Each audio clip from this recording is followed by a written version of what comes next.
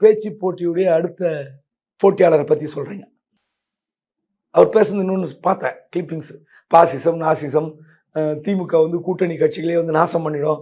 மதிமுக நடந்தது விசிகாக நடக்கும்னு ஒரு அட்வைஸ் கொடுக்க. எல்லாம் ரைட்டு, எல்லாத்தையும் அவர் பேசுவதற்கு உரிமை இருக்குது. ஏன்னா எல்லா கட்சியிலும் இருந்து வரல, விசிகால இருந்தவர், திமுக இருந்து எல்லாம் பேசுவார்.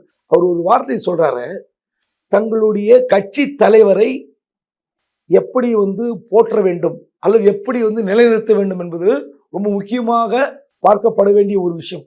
அவர் பேசுகிறார், இரண்டாம் உலக போர் நடக்குது, அப்போ வந்து டாப்ல இருக்கிறது பிரிட்டிஷு, பிரான்ஸு, ஜெர்மனி எல்லாம் அடிச்சுக்கிறாங்க. சைலண்டாக இருந்தார் ஒருத்தர், அமெரிக்கா. அப்படியே திடீர்னு வந்து ஜப்பான் மேலே ஒரு நியூக்ளியர் பாம்பு போட்டார்.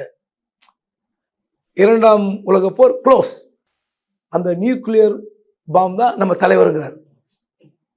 நீங்கள் இது சினிமா டைலாக்கு. இன்னும் வந்து தாவேக்கா, நான் பேச்சு போட்டின்னு சொன்னல, இது வந்து வெறும் ரசிகர் மன்ற கூட்டமாக இருக்கிறது. உங்க தலைவரை நீங்க போர்ட்ரே பண்றீங்க, பெருமைப்படுத்துறீங்க, குளோரிஃபை பண்றீங்க. என்ன கொடுமை! அமெரிக்கா ஜப்பான் மீது நியூக்ளியர் பாம்பு போட்டு எத்தனை ஆயிரம் பேர் செத்தார்கள். பல ஆயிரம் பேர் செத்த பிறகு அந்த சாவை ஒரு வீரம் என்று போற்றுவது சரியா?